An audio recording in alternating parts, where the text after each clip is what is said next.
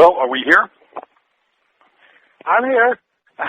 All right. Apparently, yeah. Well, apparently Herb is having some problems, not being able to get in, and I couldn't even begin to tell you what that might be about. Have Herb I hope he gets through. with us shortly, and we'll see how that goes.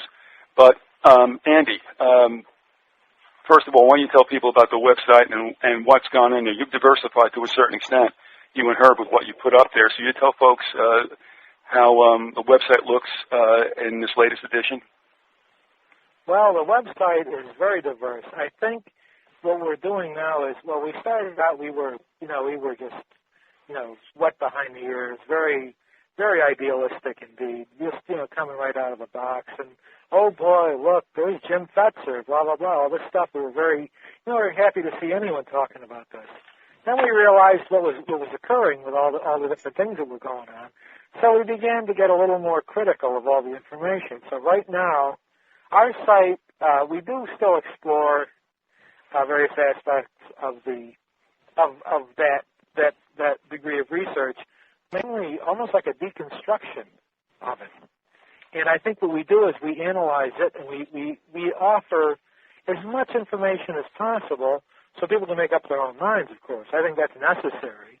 And not that people will make up their own minds, because they have to have a mind to begin with. But once they find our site, and that requires a mind just to find the site. Once they find that, then they should be fine. We offer lots of things. I've even I printed. We go into a lot of detail, and we talk about other aspects of life too. We don't just hang out on the 9/11 stuff. There's so many topics out there that require discussion, and it's in a sense they're all connected. It's all part of people seeing things that they didn't know existed or hadn't thought of. And that's where we are now. We're basically trying to be as clear-minded and critical as possible about everything that comes out. We examine whatever occurs, and we examine it for motive, for agenda, for other affiliations, and we do try to be pretty much that way. And that's where we've come. We've evolved quite a bit in the past couple of years since we first started talking to you. A lot, I'd say. Mm-hmm. Yeah. And is this Herb there yet? No, I don't know that that's going to happen. I've been monitoring what's going on between him and Jim, and let me just say he's not at his residence, so where he is might have created a wild card, more or less. And yeah, I'm not, without saying anything more, I just, it was just a variable that was thrown into the mix, and I don't know if that's going to, be remedied. So if he's here, Jim will let me know, and we'll have him with us. What I want to do too is, well, first of all, there were some things that you wanted to discuss, and I think you should do that. And also, there were some very poignant emails that came in and back at Dave from blimp911.net for him that kind of bridged what we were doing and couldn't really be addressed in the time that we had with Dave. But I'd like to throw them out to you because you might even be the one who would best address some of the topics that these people were writing about. So did you want to advance a couple ideas? Well, the idea... That better be a yes, man. I would have to say yes, otherwise the show's over. Yes, it's all over with. Good night. Yes, goodbye. Yes, drive safely. No. We have a lot of... obviously, there are things that we've been discussing, and I think what I feel... I was very happy to hear Dave. Yeah. He expresses things cogently, intelligently, and he's got his head on right. Some people, and I like to hear that. What he says and he postulates is very. We regard him with high esteem. Yeah. And I think that's not that we're followers of anyone, but Herb, I know, is very much appreciates what Dave is doing, and I do as well, because I think he's got a lot to say that really cuts through a lot of the stuff, a lot of the received wisdom, and I think the problem with 9/11 is and there has been some talk of this lately too about movements. Well, this is not a movement. This is us. We came in, and I distrust all things that divide into groups. And groups always wind up thinking like groups, and groups always wind up putting forth a party line, and they have certain things that they wish to put forward. We don't do that. We don't, and I think that's a trap. And even though I recently posted an essay that had something to do with what we had to say about people thinking for themselves, and I found out that the person who wrote the essay wasn't that highly regarded. And I said, I don't care who wrote the essay, the message is sound. There's too much fundamentalism in 9/11 studies. Either on one side you have the people who are chanting about thermite on street corners, harassing passersby, and then on the other you have people who are attacking them. I won't name names, but we know who we're talking about, and that's okay too. But again, everybody seems to develop a certain rigidity of thinking about this. Dave does not do that. Dave is an honest researcher, and I appreciate what he does. I do appreciate him deeply. And that's what we have to do. As I say, 9/11, we've gone through the grounder here, and 9/11 is something that, and Herb and I have talked about it, and I said, well, we basically have said a lot of what we have to say about 9/11. 9/11 is a very important topic, of course, but we got in, and we did it, and we went through it, and we're not stuck in any one mode about it, and just seeing how we've gone through the whole mill of listening to certain people and cheering them on, and then discovering that they were somewhat not, compromised, or at least that they weren't speaking from pure motives entirely so, to the point where now we only have ourselves to trust.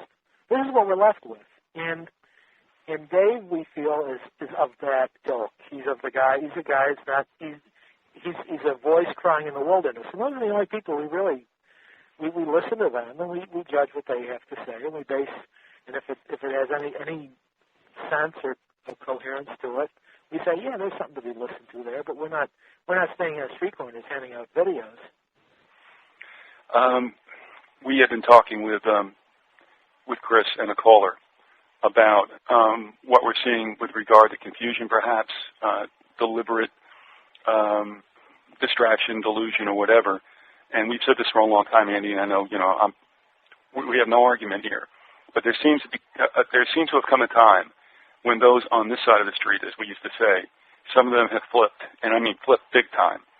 And you wonder, was this the game from the very beginning? Did some ego play into some things? I mean, I can't fathom it. I don't know how that happens, and at times, and I think you'll agree too, it just flat out seems something spooky. It's like, how in the world did that happen, and do I really want to know? But clearly something has been going on. And we got a couple of emails, and I want you to respond to that. We got a couple of emails from Jeff, who's involved in the DC Truth Movement, whom I think you're familiar with, and also Jeff. But before I go any further, I mean, you've been in this for a while, and so you can track things that happened.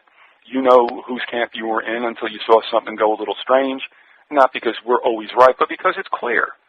And then you see this happen, and you try to ask, like, what's going on here? And it just keeps on going, and everybody out there seems to say, okay, yeah, we'll go along with that. I mean, not everybody. I mean, you know that there's plenty of riffs going out there. I don't know if they portray themselves in the best light. And you know who I'm thinking about with regard to our performance artist friend. But I like him. I really do. I really like him. But again, I mean, you've had to take a step back from some folks. I mean, you tell me what it's been like in the years that you've had the website up and that you've been coming on and dialoguing with a little bit larger community. Well, it's that.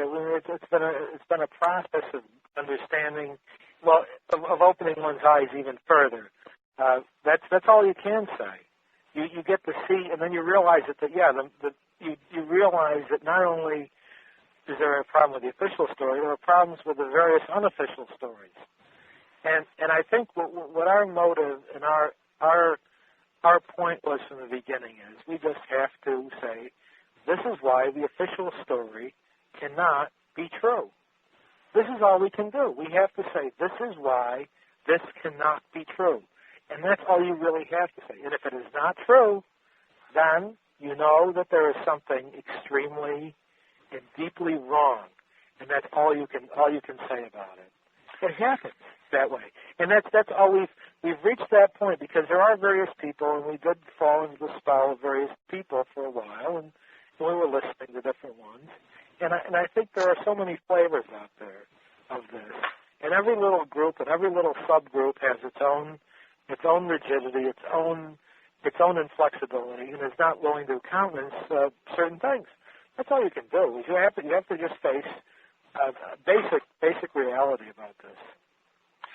I'm going to run by you an email that was sent, like I said, toward the end of when Dave was on, and just as you'll understand, could never have been addressed in the time that we had after its arrival. Now, this is definitely a theory, and I'm sure Jeff feels that same way, but it's a possibility as well. But if he were to be right, then truly we are in deeper doo-doo than we know, because this would have been, and it could very well have been, an operation with a lot more black op people who are all Americans, if this were in fact true. So let me give you the scenario. As he states, here's the big question. Is it possible that the perpetrators of 9/11 were sending a message to other global military intelligence competitors like Russia and China that the United States has these exotic weapons that can vaporize an entire city block on Manhattan and show off the results to the world leaders on national television on a sunny, clear sky morning? The message is to these competing world powers: don't mess with the U.S. because we can vaporize any of our or your buildings any place on the world. On the world. There is also the deception of the American people on another level with MK Ultra mind control and kick off the global war on terror. So all those things he feels might have been accomplished with that. Now the thing is, when he says vaporize the buildings, that countenances perhaps that there was something else used externally. And even Dave from Blimp 9/11, or 9/11 Blimp, he'll love that, doesn't discount it. So isn't that a chilling scenario that they would turn around and give up 3,000 people, or over 1,000 at the WTCs, and look at the world and go, see, take that? What do you think about that? Well, it's very, very interesting hypothesis. And I don't know. See, I don't know. There's just so much in that. That's a big loaded gun to point at oneself. But the other thing is, when you look at, it all depends on what was actually used. If we're talking about now, the subtext of that comment is Star Wars, space beam type stuff. Now, I'm not discounting that, but I'm saying that's really going and reaching pretty far. Now, Dave, I know, and we're kind of in the realm of, we're thinking, well, maybe they had nukes on the site. And I know people like Tarpley and whatever have poo-pooed that, and they're trying to back away from that thought. But nukes, mini nukes, really make sounds like a cereal, doesn't it? Frosted mini nukes. Mini nukes more than frosted. I don't want to have those for breakfast. No, mini nukes sound like a real thing that, I mean, we're considering that strongly as a possibility, that the nukes were, it would seem to be more plausible than some of the other options, especially the old thermite thing. That's Steve Jones, and he's always having maltards at the limited hangout, and that's good. He can have them, but we're not there. We're not doing it, and this is as I say, you have to examine all the options, and as Dave said, you have to think these things and say, yeah, well, maybe. So then that means that this is the thing. Maybe Judy Wood is right. I don't know. I wish I just have to, you have to put the ideas out there without tying them to personalities, and then looking at them logically. But yeah, there's something to that. But it's a real I don't know if that was the real purpose, but it's something worth thinking about.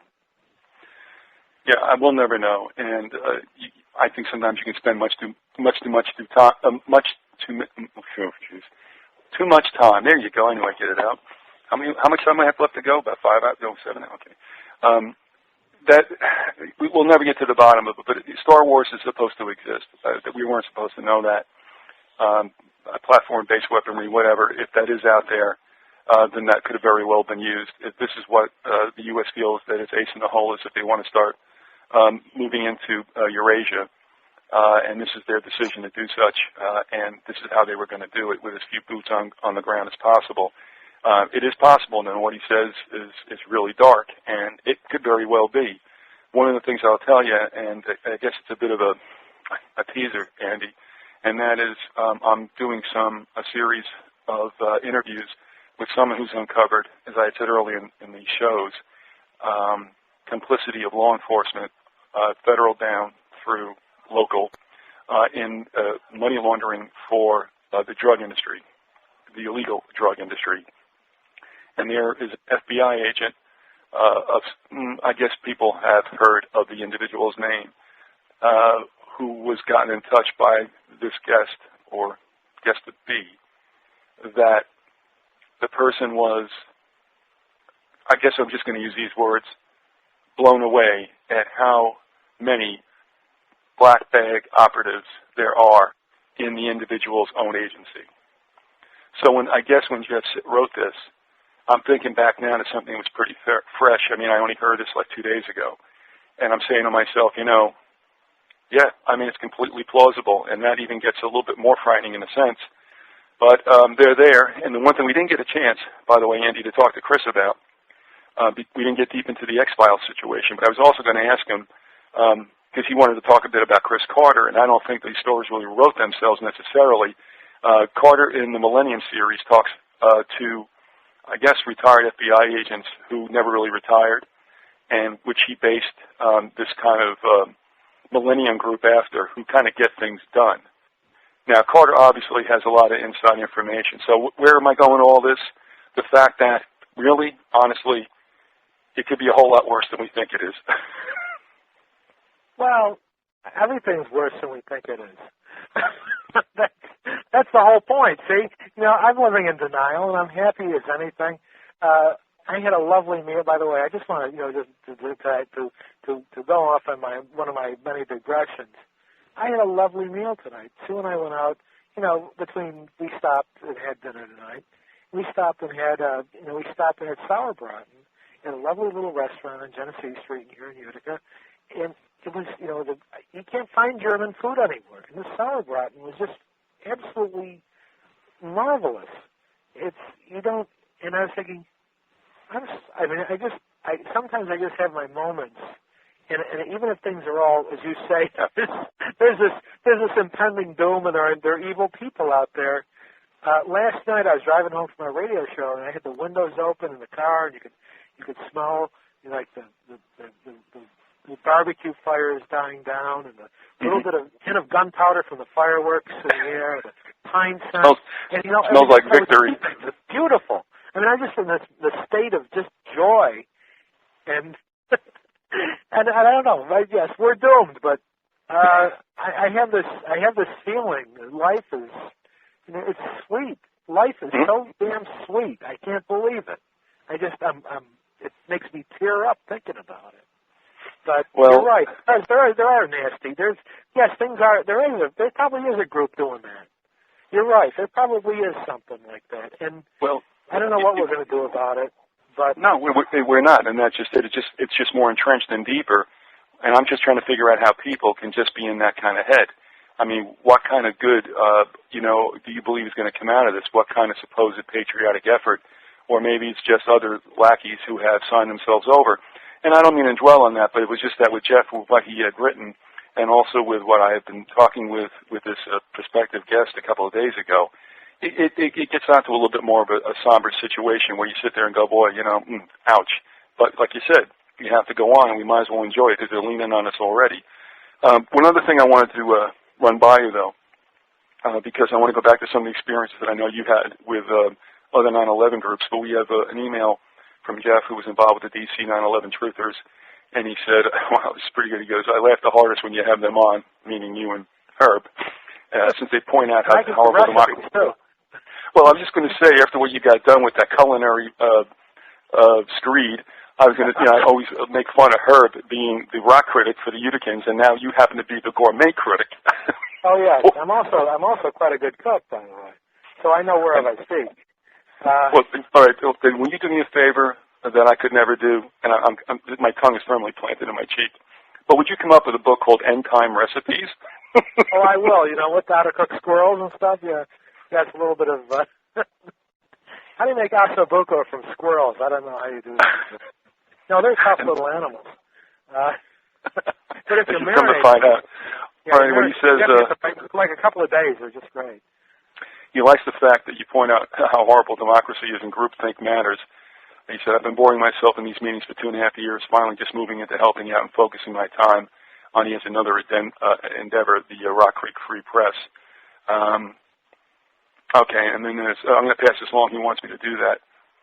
And then again, like you said, you just, like, democracy is just that, and it's mob rule in a certain extent in these groupthink matters. And your thoughts on that and what you've seen from some of those 9/11 groups around you. Well, it isn't so much mob rule. I don't think it's necessarily... When you've got villagers and pitchforks and torches, you always got somebody leading. You always have some guy who takes over, and he becomes the demigod. And that happens in every group. Every little group, a couple of people, you got one guy who wants to lead it. And that's the thing. And that doesn't happen with us because, we know we're onto each other. We know what's going on. But, we've known her since 1974, and we're fine with each other. And I wish he was here to talk for himself. Mm-hmm. But he's got a lot going. But yeah, I think with any little group there's always going to be one guy who dominates the conversation. There's always one guy who's going to take over and be the self-appointed leader, and everybody's going to follow him because people are by nature followers. Unfortunately, they're not going to think for themselves. They're going to be stepping behind this guy. And that's every little, because it's easier to do. Mentally, you just want to take the path of least resistance. It happens that way. It just does. We had one or more... Huh? I'm sorry, go ahead. What were you going to say? No, we had a more positive, probably one of the most positive accounts of 9/11 group from a gentleman who came on from the San Francisco group. And be that as it may, okay, and let's hope for that. And yet I've always wondered now heavily whether or not, again, when these groups started up, whether their objective was pure and somehow, some way, they allowed themselves to be used for other situations, or whether from the get-go, and this is what Dave was saying, too, when he was on, would they always have an agenda, and this is a good way to bring it out in something that people could gather around, and that was the 9/11 issue. And now, having said that, one of the ones that was really strange was the one that took place with those down in Albany. I told you after I got done with the interview with those two, and the one is the guy who flipped and now decries the fact that, anything happened other than what the government said, which is really mind-blowing to me. And I told you I was never comfortable with that. But, can you recall that going on? And even when you had dealings with them, how'd you feel about them? Well, I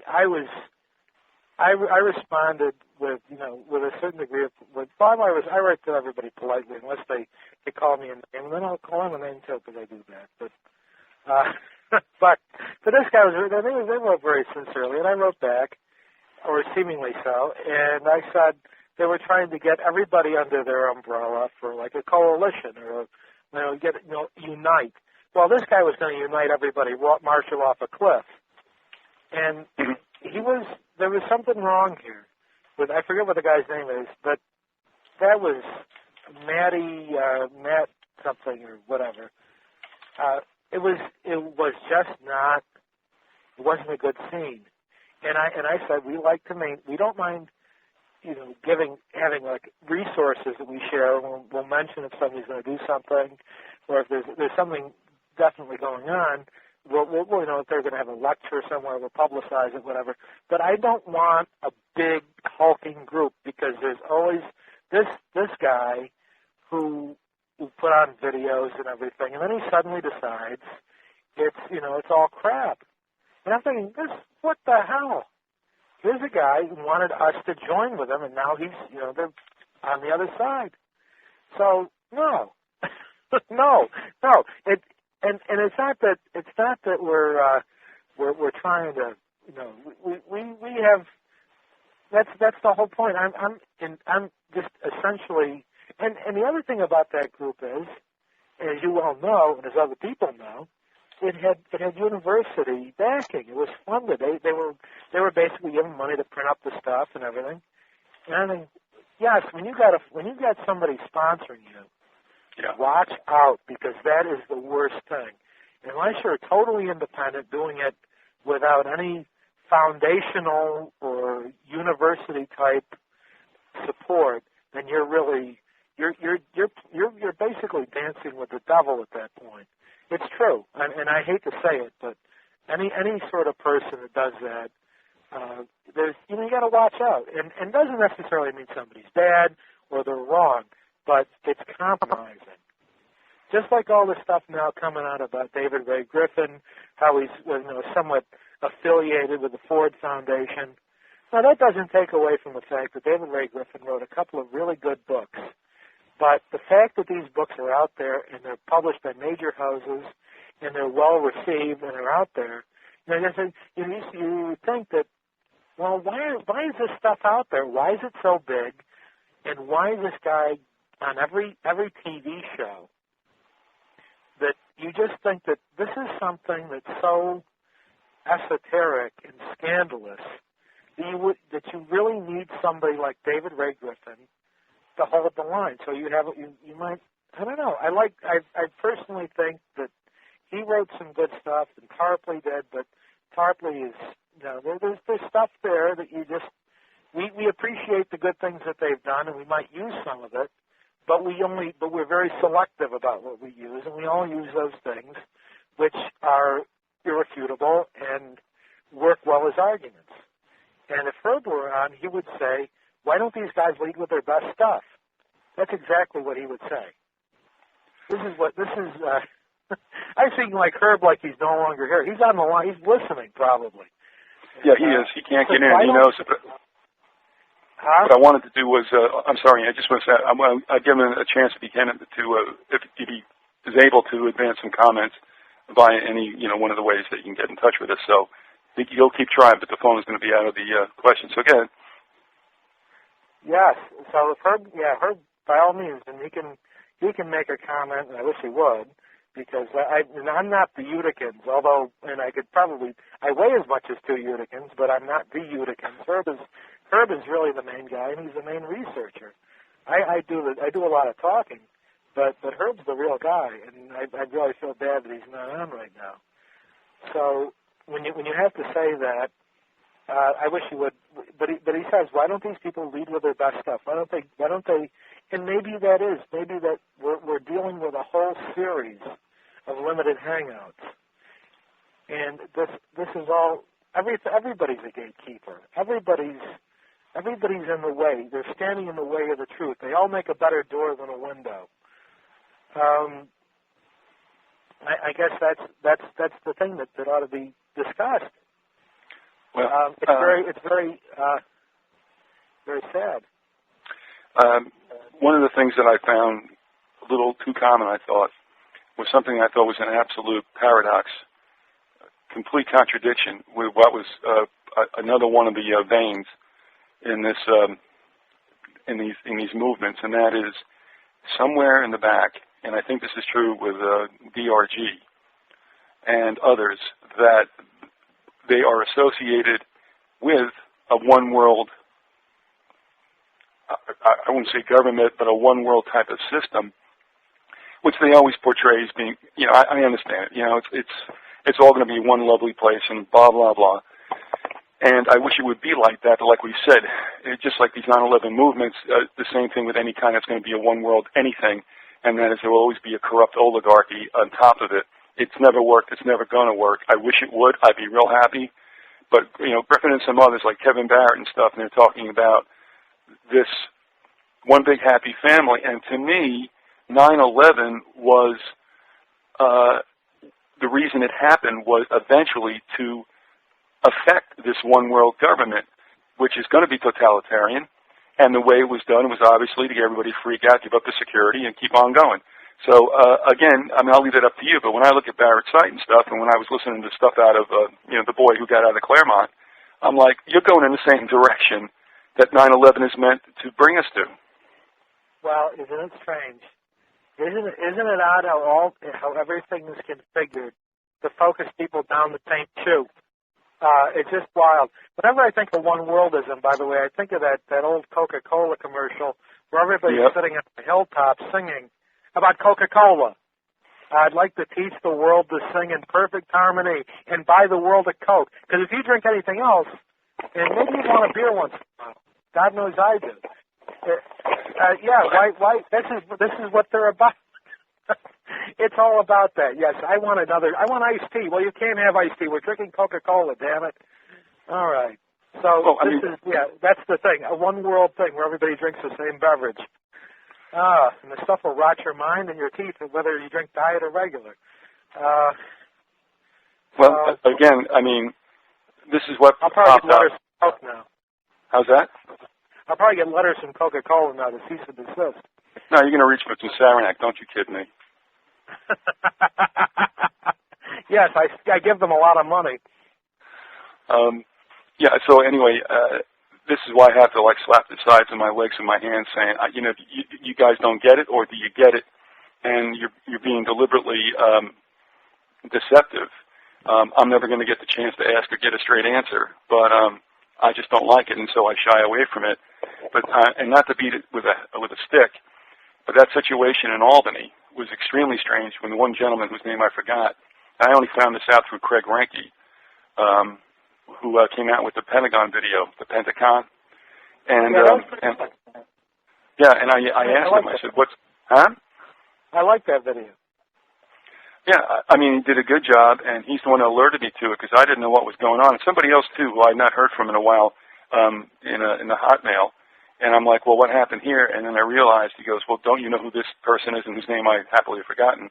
And I went, well, I got to take a look. And I went back into that interview, and I realized that there were two individuals, one of which was this guy who flipped and now is wonderfully embraced by all those who have welcomed him back to sanity because, as you well know, there were 19 Arab hijackers that perpetuated that catastrophe on the United States. So it didn't surprise me that I didn't get a good feeling off that. And, of course, the other individual didn't go to SUNY Albany, so I don't know if with the other individual leaving, that was the linchpin, and that the school withdrew its support. Obviously, nobody else came to step up to the plate to pick up the mantle, so who in the world knows what happened there, but that's one of the strangest cases I've seen of somebody flipping. You know how much money I spend on our group every week, every month? Nothing. I don't spend any money. It's a free site. I put up this site. I'm sitting there. I don't spend any money. I spend some time on it, but I don't spend any money. You don't need backing. What are you backing for? What are these people talking about? Backing.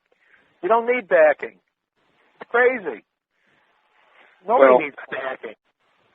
Unless they want a car. Unless they want somebody to put gas in their cars. They need perks. We don't need perks. This is all crap. What I'm going to do is, especially, I don't know if Jeff is willing to call in, because this raises a point, because obviously I'm not involved with anybody down here. There was a small attempt, but the person the sources that the person used heavily are two of the biggest whack jobs I think that are out there. And I'm like, nah, I don't think this is going to work, so we just let that go by the boards. And I'm probably better off doing what I'm doing alone here, although, we'll never find out whether any kind of light could have been kindled down here, but that's another thing. And, of course, we're just north of Tampa where Jimmy comes from. And so anyway, what I want to do is ask people if they want to call in and make a comment or such. And also, if Jeff's out there, if he wanted to tell me how they funded the D.C. situation, and the toll-free number is 888-333-9009. And kind of call in, and Jeff, if you don't want to or can't, or you're not even there right now, I don't know. I was just curious out as to how you guys were funding that. And I know also that Amanda's out there, and I was curious about how they do it out in San Francisco, too. If you don't feel comfortable calling in or you can't, you can also send me a message in the Knollapalooza chat room and also through Hotmail and Verizon. Of course, that's Vyzygoth in both cases, VerizonNet.net and Hotmail.com. And Andy, once again, give people the URL and what they can find there. And if you've done any latest posts, because where I'm going to go with this later is the information I shipped along to you that Dave Blimp didn't see with regard to the WTC7. So why don't you tell us about the website? Oh, that, yes. Well, our site is Uticans for 911truth.blogspot.com. And I believe it's linked to your homepage on Beyond the Grassy Knoll. So people can find it there, too. And I appreciate that. That's all right. So it works out. If they're lost and they're trying to, if they type Uticans into Google, I think we come up pretty close, probably on the first page. So you'll see a lot of, you'll probably see that. So that's pretty easy to find. But yeah, here we are. We've been around a couple of years, and we're still doing this. And the most recent post, by the way, it was odd because I started to get some emails after a couple of years of no activity. People started to ask for videos of loose change again. And I'm thinking, that's interesting, because I have that hasn't been on my computer for probably at least a year, and I hadn't even thought about it. But people have been wanting, I got like 2 or 3 emails, people wanting copies of the DVDs of Loose Change that I offered for free back in April of '06. And then I have to write back to them. They were very nice people. I have to write back and say, well, I can't really help you out there. But the thing is, at this point, I don't know whose video I will recommend. I don't want to stand behind any video and say this is what's the key to 9/11, or this is the way to go about it. I think I made a comment in the email to you. I said I'd rather give them Betty Boop. But at this point, you never know what you're. There's so many. We kind of veered away from. Loose change seemed like a big deal, and then we got into it more. We began to refine our thinking on this, and that's the most recent post. And also we're looking into there was something about the popcorn thing too, the cell phone. Yeah, it's a hoax, huh? Yeah, maybe it's a hoax. It smells like a hoax, but I like popcorn, so who cares? But the thing we did do, and I thought about this, I finally got rid of our cordless phone, and I realized that was, as far as electromagnetic radiation, that was probably much worse, and it is probably worse than cell phones. I think one of your listeners in a previous program said that, and it's true. We don't unplug it. I'm on landlines now. I'm talking an old AT&T thing, and it seems to work. I'm not unhappy with it. So but we do. Our site has. Herb and I are going to put one more good letter into the OT about 9/11. Then Herb, I know, wants to branch out into other aspects. He wants to get into the Federal Reserve. He wants to talk about other matters that are of equal importance to 9/11. 9/11 is very important, but 9/11 was an event. It's not like an ongoing thing that we've been under for 90 years or so. So this is all stuff, and Herb is going to really delve into that. All right. Well, listen. We found out that Herb's in fact here. He's here. Yeah. Excellent. Now you can talk. Okay. This is Herb Smith. This is one half of the Uticans for 9/11 Truth. We had Andy in first, and Herb had a little difficulty getting in, but he's here with us now. And what I'm going to do is, why don't you posit to Herb, Andy, what you were more or less saying he could speak to, or you wish you were here for. So go ahead. Why don't you just broker that? Well, you were saying we talked earlier that we could that you felt that the guys weren't leading with their best stuff, like DRG, etc. Now now expand upon that. Oh, absolutely. I'll tell you what, Herb. Specifically, Herb, hold on a second. We got a caller, so I mean, just hang on to that. I'm going to come right back to you. So, Jim, if you got a caller, bring somebody on. Hello. Hello. Hi, folks. How you doing? Can you hear me okay? Yep. You're all right. You're on. Yep. Okay. Yeah, this is Jeff. I'm in the DC good. group. How you doing? And let me just tell Herb, Jeff, that we had kind of done a call out that if Jeff could call in and kind of tell us what was going on with regard to how they did things with DC, at least in the finance end of it, because as Andy said, sometimes this can be a real Achilles heel for groups. So go ahead, Jeff. I appreciate your calling. Yeah. In that regard, we do everything out of pocket. We just collect money from everybody in the group whenever anybody has anything to give, sort of that potluck. So it's not funded outright by anybody. Matt, who sort of pretty much runs the group and has for about 2 years, he funds a lot of it himself through his own personal finances. So, but it's not like we have any Ford Foundation funding, anything like that. Oh, no, we're just wondering, but when you say, you got contributions, and again, this is kind of the tacky stuff, because sometimes money equates to, well, how much you give gives you a certain amount of shares, if you will, in influencing the group. So let me just start there. I mean, did you have a situation where those who gave more expected more pop?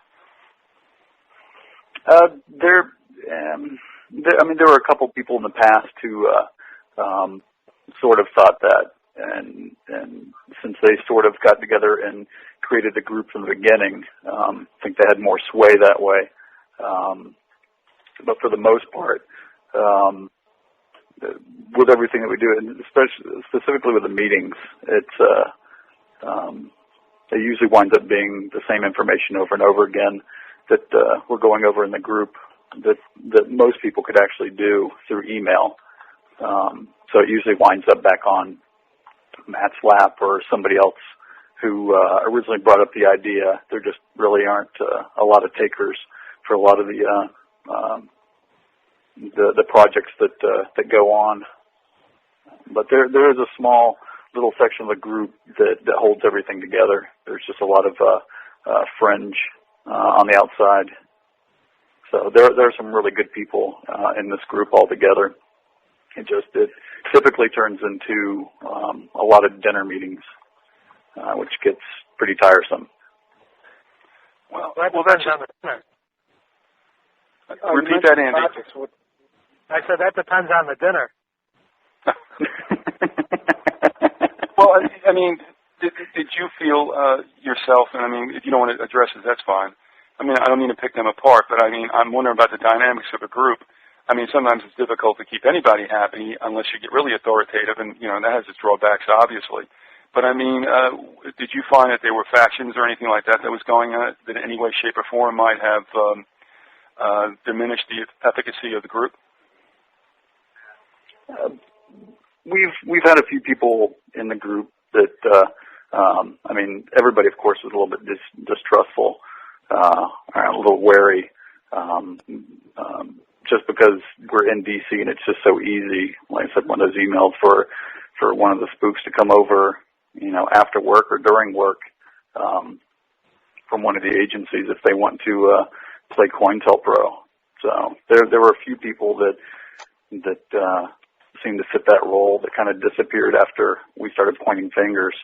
But in general, you got people that kind of group together a little bit, but it's an older crowd. There isn't much of a college contingent in the group, so it's the same older crowd that gets together that just kind of rehashes a lot of the same stuff, a lot of the the same thing over and over again. It just kind of stalls quite a bit. Okay. I don't know if that answers the question for you. Oh, no, that's fine. I mean, how strong is the group number-wise at its highest or at its or for the longest period of time? Well, I've been in the group about 2.5 years, and it's been about 20, maybe 28 people, and about 18 to 20 people go to the meetings consistently. Mm-hmm. So it hasn't really grown at all in the time that I've been there.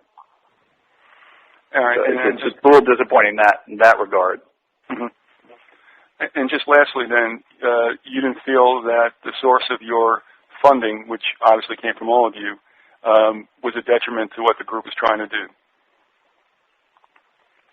Or the fact that since everybody pulls their resources together and just kind of chips in, that part of it helps. The fact that it's not just one source. If it was just one funding area, I think that we'd have a serious problem. And just to get back to the group dynamic a little bit, I also think the fact that we are like the DC group, that's going to keep most people away, even though when we have events and people do come up saying that they support what we're doing, and they're from a lot of the federal agencies around here. The people in this town, there's no way in hell that they would actually show up at a group conspiracy meeting when everything around here is based either on government or government contractors making weapons. So nobody's going to shoot themselves in the foot that way. Oh, that's funny. Well, it sounds like you've got a real clean group there. It's great. It's wonderful. Yeah, it'd be a lot more fun to get out and do more things in public. And we did something yesterday, 4th of July parade, Tacoma Park, north side of D.C., where we're actually a member of that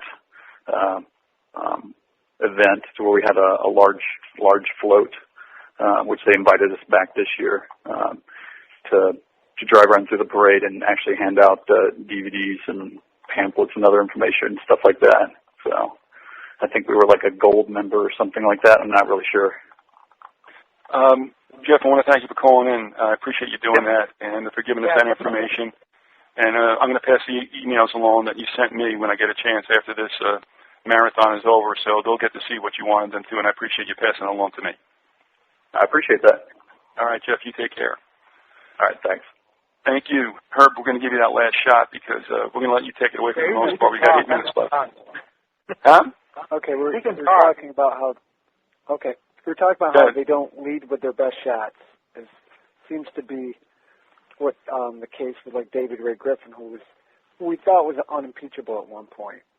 But to give an example, I wrote a letter that I sent to Andy. Andy's going to put his particular spin on it, or his way of saying things. I want him to send it because I've sent so many letters out, under my name. I want someone different. And so basically what we're going to say is that the theory that there were explosives placed in the towers, it's always dismissed as a conspiracy theory.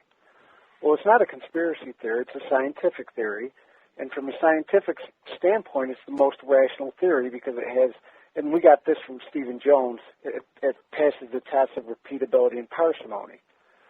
Now, when David Ray Griffin goes on Tucker Carlson, he doesn't say anything like that. Doesn't say what he, one of his things was that collapses exhibited features that are only seen in controlled demolitions. He could have said that, but he started with the nonsense about, some of the hijackers being alive and just, they never lead with their, he could have said something like a lot of what I come up or what I say is some of their best stuff, and they never say it. It's not like I'm coming up with anything original, but I'm like, I'm thinking this is the way to say it. This is where you lead. This should have been my first letter, that it's a scientific theory. But no, they just never do that stuff. When you get on there, you could have David Ray Griffin come on the next time after Tucker Carlson, and say, well, okay, Tucker Carlson, why didn't you show Building 7? Why don't you show this? Why didn't they never assert any power, anything? They just go where these guys want to go because they're controlled, and they wouldn't put on anybody legitimate. And as good as, they might give out some really good stuff like David Ray Griffin does, and I have quite a few of his books. But when they get to the big show, they never do it. And that's why I guess our feeling has always been you have to go local because they have it controlled at the top end. Well, it does seem we've always said this. I have to be suspicious of someone like Fetzer, for instance, who all of a sudden bounced into the scene kind of late, and all of a sudden, like we said before, goes to the front of the chow line, and all lights on me. When I remember a time years ago where he was nowhere near fluent about what happened on 9/11. So what was going on in those years? He became a student. I don't know. But also with guys like Griffin and Jones, it's to the point where I didn't even pay attention to them. It's like their prominence doesn't mean a thing to me. We always seem to equate honesty and character with prominence, and if anything, the reverse might possibly be true. Now, let me ask you. You've read a number of his books, so then tell me, and also you've kind of tracked his comments afterwards and seen his appearances. Is there a point at which he flipped, or is it just, was it slow? I don't know. Did it start up one way and end up another? His books are still excellent. He hasn't. There's certain little things like Dave would, I think he'd be correct in saying, like if you take where David Ray Griffin has the, all the features of controlled demolition, he lists them. But if you could take one point, was the dust clouds. He said proportionally the dust clouds were much bigger than even controlled demolitions, whereas Dave would argue that's not the case. That what it is they were pyroclastic flows. And that's all, now that's leading up to the exotic weaponry. So there's one which might seem like a minor point, but could be a very big point, where he does give you something false. But those are like, again, the average person isn't going to catch it. So you're going to look at what he does, and it's going to be excellent. But for the most part, but it's things like that. Because if you know a little bit more, then you can see little things and say, geez, why did he say that? So, but I can't say, his books have gotten worse. They're generally still just as good, and there's a lot of good things about how law works and, very logical things, but just a few, little minor points I think he leaves the door open as far as his writing. But again, his appearances, the appearance on Tucker Carlson, I got to the point where I could just watch a little, and especially after some of Fetzer's appearances, I couldn't watch him anymore. Because I just knew this guy, he wasn't as blatantly bad as Fetzer can be, though. Nobody can be, I would say. No, yeah, you're right. Fetzer did a halfway decent job. Well, the first one with Ollie North, and gave him a little shot. But after that, they just got steadily worse, and I got to the point where, like Andy said, we're a little bit naive in the beginning. You'd be waiting for these guys to come on, and they would never deliver. And let me ask you, you're going to know how I feel, by the way I couch this question, but, I watch people pop up on Fox and CNN, and I almost find myself like trying to take a pillow and put it over my head because, it's just not a good situation. And I don't think it serves any good purpose. Maybe somebody out there will say, I better look into that. But, the whole thing is really set up to kneecap whoever, that alternative group or whatever, or from that side of the street. So, I've gotten to the point now, it's like I couldn't be bothered. When we had a couple of years ago, we had an appearance on the Eric Kuhn. He's a kid had a college show here. I remember. I did okay, but I felt, looking back, I was like, I should have said this or I should have said that, and I was just so mad at myself for not doing it. It was okay, but I could have done better. I didn't quite expect what happened, and I could have asked a better question here and ended it, and I didn't. And I was, really upset. And these guys, they're hurting the movement, so-called movement, constantly, especially Fetzer. And if you really cared, you'd be upset, and you'd put on a better performance. Especially these guys are much more capable of it. So. Yeah, that's why, I've read Fetzer saying, well, I did okay on that performance. I said, you did okay, you did terrible. You'd think you'd just say, you know what, I'm going to give the ball to somebody else because I'm not doing it right. Or you'd have, they'd have developed a strategy going in. It's just controlled. I mean, now actually, I think you did very well on the Kuhn show. I think you did a good job. I could have done. I think looking back, I would have done a better job now. That's I guess. Yeah, now you would have, but for the time, you did a good job. You did a wonderful job. We've been talking. That's how I feel. I don't want to. If I felt like I wasn't the guy that should be the spokesman, I'll stay in the back. Well, that's what I'll do. It's not about